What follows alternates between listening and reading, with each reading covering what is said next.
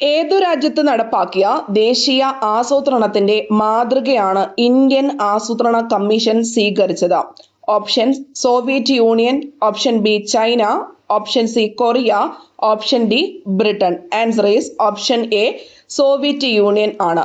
ദേശീയ ആസൂത്രണത്തിന്റെ മാതൃകയായിട്ട് ഇന്ത്യ സ്വീകരിച്ചിരിക്കുന്നത് സോവിയറ്റ് യൂണിയനെ ആണ്. ദേശീയ ആസൂത്രണ കമ്മിറ്റി എന്ന ആശയം അവതരിപ്പിച്ചത് മേഘനാഥ് സാഹ ആണ്. ദേശീയ ആസൂത്രണ കമ്മിറ്റി എന്ന ആശയം അവതരിപ്പിച്ചത്. ഇന്ത്യയിൽ ആസൂത്രണ കമ്മീഷൻ നിലവിൽ വന്ന വർഷം 1950 മാർച്ച് 15-നാണ്. ആസൂത്രണ കമ്മീഷൻ നിലവിൽ വന്നത് 1950 മാർച്ച് 15-നാണ്. ആസൂത്രണ കമ്മീഷൻ നിർത്തലാക്കിയത് അല്ലെങ്കിൽ പ്ലാനിംഗ് കമ്മീഷൻ നിർത്തലാക്കിയത് 2014 ഓഗസ്റ്റ് മാസം 17-ാം തീയതി ആണ്. 2014 ഓഗസ്റ്റ് 17-നാണ് പ്ലാനിംഗ് കമ്മീഷൻ നിർത്തലാക്കിയത്. കൂടാതെ ആസൂത്രണ കമ്മീഷന്റെ ആസ്ഥാനം യോജന ഭവൻ ആണ്. യോജന ഭവൻ ആയിരുന്നു ആസൂത്രണ കമ്മീഷന്റെ ആസ്ഥാനം. പഞ്ചവത്സര പദ്ധതികളുടെ രൂപരേഖ തയ്യാറാക്കുന്നത് പ്ലാനിംഗ് കമ്മീഷൻ ആയിരുന്നു. പ്ലാനിംഗ് കമ്മീഷൻ എന്നത് ഒരു ഉപദേശക സമിതി ആണ്. ഒരു ഉപദേശക സമിതിയായിരുന്നു പ്ലാനിംഗ് കമ്മീഷൻ എന്ന് പറയുന്നത്. ജവഹർലാൽ നെഹ്റുവിന്റെ അധ്യക്ഷതയിൽ 1938-ലാണ് ദേശീയ പ്ലാനിംഗ് കമ്മിറ്റി നിലവിൽ വന്നത്. ദേശീയ പ്ലാനിംഗ് കമ്മിറ്റി ജവഹർലാൽ നെഹ്റുവിന്റെ അധ്യക്ഷതയിൽ 1938-ലാണ് നിലവിൽ വന്നത്.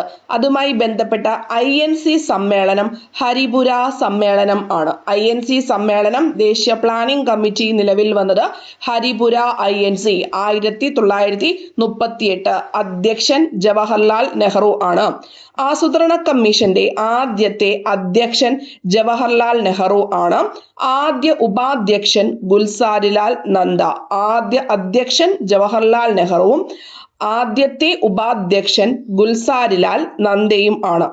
ആസൂത്രണ കമ്മീഷന്റെ അവസാനത്തെ അധ്യക്ഷൻ നരേന്ദ്രമോദിയും അവസാനത്തെ ഉപാധ്യക്ഷൻ മൊണ്ടേക് സിംഗ് അലുവാലിയയും ആണ്. അവസാനത്തെ ഉപാധ്യക്ഷൻ മൊണ്ടേക് സിംഗ് അലുവാലിയ അവസാനത്തെ ഉപാധ്യക്ഷൻ. അവസാന മെമ്പർ സെക്രട്ടറി ആയിരുന്നു സിന്ധുശ്രീ കുള്ളാർ. പ്ലാനിംഗ് കമ്മീഷന്റെ അവസാനത്തെ മെമ്പർ സെക്രട്ടറി ആയിരുന്നു സിന്ധുശ്രീ കുള്ളാർ. ആസൂത്രണ കമ്മീഷൻ അറിയപ്പെടുന്ന മറ്റു പേരുകളാണ് സൂപ്പർ ക്യാബിനറ്റ്, സാമ്പത്തിക ക്യാബിനറ്റ്, സമാന്തര ക്യാബിനറ്റ്, ദേശീയ വികസനത്തിന്റെ ആണിക്കല്ല്. സമാന്തര ക്യാബിനറ്റ്, ദേശീയ വികസനത്തിന്റെ ആണിക്കല്ല്, സൂപ്പർ ക്യാബിനറ്റ്, സാമ്പത്തിക ക്യാബിനറ്റ്, ഇങ്ങനെയൊക്കെ അറിയപ്പെടുന്നത് ആസൂത്രണ കമ്മീഷനാണ്. ഇന്ത്യയിൽ പ്ലാനിംഗ് കമ്മീഷൻ ആദ്യമായി നാഷണൽ ഹ്യൂമൻ ഡെവലപ്മെന്റ് റിപ്പോർട്ട് പ്രസിദ്ധീകരിച്ച വർഷം 2001-ലാണ്. Planning commission national human development report പ്രസിദ്ധീകരിച്ചത് വർഷം 2001. മിസൈൽ മാൻ ഓഫ് ഇന്ത്യ എന്ന് വിശേഷിപ്പിക്കുന്ന വ്യക്തി ആര്? ഹോമി ജഹാംഗീർ ബാബ, APJ Abdul Kalam, Vikram Sarabhai, doctor Raja Ramanna. Answer is option B APJ Abdul Kalam ആണ്. അദ്ദേഹം ജനിച്ച വർഷം 1931 ഒക്ടോബർ 15 രാമേശ്വരത്താണ് ജനിച്ചത്. 1931 ഒക്ടോബർ 15-നാണ്. മരിച്ചത് 2015 ജൂലൈ മാസം 27-ാം തീയതിയാണ്. 2015 ജൂലൈ 27-നായിരുന്നു അന്ത്യം. അദ്ദേഹത്തിന്റെ ആത്മകഥയാണ് അഗ്നിച്ചിറകുകൾ, വിങ്സ് ഓഫ് ഫയർ എന്നത് APJ അബ്ദുൽ കലാമിന്റെ ആത്മകഥയാണ്. മിസൈൽ മാൻ ഓഫ് ഇന്ത്യ എന്നറിയപ്പെടുന്നത് അബ്ദുൽ കലാം ആണ്. Missile woman of India Tessy Thomas. Missile woman of India Tessy Thomas. Rocket man of India K Sivan ആണ്. Rocket man of India K Sivan. Rocket woman of India Ritu Karidhal ആണ്. ഋതു കരിദൽ ആണ്. ആണവശാസ്ത്ര മേഖലയിലും ബഹിരാകാശ മേഖലയിലും ഒരുപോലെ സംഭാവനകൾ നൽകിയ ശാസ്ത്രജ്ഞൻ ആണ് വിക്രം സാരാഭായ്. തുമ്പ ബഹിരാകാശ ഗവേഷണ കേന്ദ്രം, അഹമ്മദാബാദിലെ ഉപഗ്രഹ വാർത്താവിനിമയ കേന്ദ്രം തുടങ്ങിയവയുടെ ശില്പി ആണ് വിക്രം സാരാഭായ്. തുമ്പ ബഹിരാകാശ ഗവേഷണ കേന്ദ്രം, അഹമ്മദാബാദിലെ ഉപഗ്രഹ വാർത്താവിനിമയ കേന്ദ്രം. രാജ രാമണ്ണ എന്നത് ഇന്ത്യയുടെ ഒന്നാമത്തെ ആണവ പദ്ധതിയുമായി ബന്ധപ്പെട്ട ശാസ്ത്രജ്ഞൻ ആണ് രാജ രാമണ്ണ എന്ന് പറയുന്നത്. ഇനി കൂടാതെ കുറച്ച് കാര്യങ്ങളോട് നമുക്ക് നോക്കാവുന്നത് ആണ്. Tata institute of fundamental research, Indian ആണവോർജ കമ്മീഷൻ എന്നിവ രൂപീകരിക്കുന്നതിന് നേതൃത്വം നൽകിയ വ്യക്തിയാണ് Homi Jehangir Bhabha. Tata institute of fundamental research, Indian ആണവോർജ കമ്മീഷൻ എന്നിവ രൂപീകരിക്കുന്നതിന് നേതൃത്വം നൽകിയ വ്യക്തിയാണ് ഹോമി ജഹാംഗീർ ബാബ.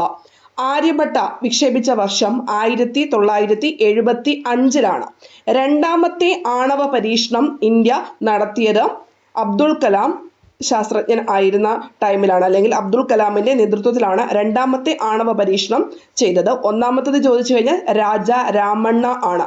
ഇന്ത്യ ആദ്യമായിട്ട് വിക്ഷേപിച്ച ഉപഗ്രഹമാണ് ആര്യഭട്ട. ആര്യഭട്ട വിക്ഷേപിച്ചത് 1975 എന്ന കാര്യം ഓർത്തു വെച്ചേക്കാം. ഇന്ത്യൻ ദേശീയ ബഹിരാകാശ ഗവേഷണ സമിതി രൂപീകരിച്ചത് 1962. ഇന്ത്യൻ ദേശീയ ബഹിരാകാശ ഗവേഷണ സമിതി രൂപീകരിച്ച വർഷം 1962. ISRO രൂപീകരിച്ചത് 1969. ഇന്ത്യയിലെ ആദ്യത്തെ റോക്കറ്റ് വിക്ഷേപണ കേന്ദ്രം ആണ് തുമ്പ. ഇന്ത്യയിലെ ആദ്യത്തെ റോക്കറ്റ് വിക്ഷേപണ കേന്ദ്രം ആണ് തുമ്പ എന്നത്. ഇന്ത്യയിൽ ഉപഗ്രഹങ്ങൾ വികസിപ്പിച്ചെടുക്കുന്നതിൽ മുഖ്യ പങ്ക് വഹിക്കുന്ന സ്ഥാപനങ്ങൾ ആണ് നാഷണൽ റിമോട്ട് സെൻസിംഗ് ഏജൻസിയും ഫിസിക്കൽ റിസർച്ച് ലാബോറട്ടറിയും. ഇന്ത്യയിൽ ഉപഗ്രഹങ്ങൾ വികസിപ്പിച്ചെടുക്കുന്ന പ്രധാനപ്പെട്ട സ്ഥാപനങ്ങളാണ് national remote sensing agency, physical research laboratory. കാലുകൾ കൊണ്ട് വാഹനം ഓടിക്കുന്നതിന് ലൈസൻസ് ലഭിച്ച ഏഷ്യയിലെ ആദ്യത്തെ വനിത Jessica Cox, Jilumol Mariet Thomas, Sheetal Devi, Sarala Thakral. Answer is option B, Jilumol Mariet Thomas. കാലുകൾ കൊണ്ട് വാഹനം ഓടിക്കുന്നതിന് ലൈസൻസ് ലഭിച്ച ഏഷ്യയിലെ ആദ്യത്തെ വനിതയാണ് ജിലുമോൾ മാരിയറ്റ് തോമസ്. 2023 വനിതാ രത്ന പുരസ്കാര ജേതാക്കളിൽ ഒരാളാണ് ജിലുമോൾ. 2023 വനിതാ രത്ന പുരസ്കാര ജേതാക്കളിൽ ഒരാളാണ്. പ്രതികൂല സാഹചര്യങ്ങളെ അതിജീവിച്ച് ജീവിത വിജയം നേടിയ വനിതയാണ്. ആ ഒരു കാറ്റഗറിയിലാണ് ഇവർക്ക് വനിതാ രത്ന പുരസ്കാരം ലഭിച്ചത്. പ്രതികൂല സാഹചര്യങ്ങളെ അതിജീവിച്ച് ജീവിത വിജയം നേടിയ വനിത എന്ന പേരിലാണ് ജിലു മോൾക്ക് 2023 വനിതാ രത്ന പുരസ്കാര ജേതാവ് ആയത്. കാലുകൾ കൊണ്ട് വാഹനം ഓടിക്കുന്നതിന് ലൈസൻസ് ലഭിച്ച ഏഷ്യയിലെ ആദ്യത്തെ വനിതയാണ് ജിലുമോൾ മാരിയറ്റ് തോമസ്. ജസീക്ക കോക്സ് എന്ന് പറഞ്ഞത് കൈകളില്ലാത്ത ലോകത്തിലെ ആദ്യത്തെ ലൈസൻസ് ഉള്ള പൈലറ്റ് ആണ് ജസീക്ക കോക്സ്. കൈകളില്ലാത്ത ലോകത്തിലെ ആദ്യത്തെ ലൈസൻസ് ഉള്ള പൈലറ്റ് ആണ്. കൈകൾ ഇല്ലാതെ അമേരിക്ക തായ്ക്കൊണ്ട അസോസിയേഷനിലെ ബ്ലാക്ക് ബെൽറ്റ് ആണ് ജസീക്ക കോക്സ്. അടുത്തത് ശീതൾ ദേവി എന്നത് ഇന്ത്യൻ പാരാ ആർച്ചർ ആണ്. ശീതൾ ദേവി 2024 പാരാലിമ്പിക്സ് മിക്സഡ് ടീം കോമ്പൗണ്ട് ഇനത്തിൽ വെങ്കല മെഡൽ നേടി. 2024 പാരാലിമ്പിക്സിൽ മിക്സഡ് ടീം കോമ്പൗണ്ട് ഇനത്തിൽ വെങ്കല മെഡൽ നേടി ശീതൾ ദേവി.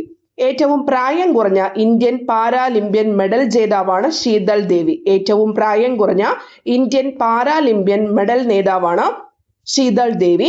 2024 ഏഷ്യൻ പാരാ ഗെയിമില് 2 സ്വർണവും 1 വെള്ളിയും നേടി ശീതൾ ദേവി. 2024 ഏഷ്യൻ പാരാ ഗെയിംസില് 2 സ്വർണവും 1 വെള്ളിയും നേടി ശീതൾ ദേവി. അടുത്തത് സരള താക്രൾ എന്നത് ആദ്യമായി വിമാനം പറത്തിയ ഇന്ത്യൻ വനിതയാണ് സരള താക്രൾ.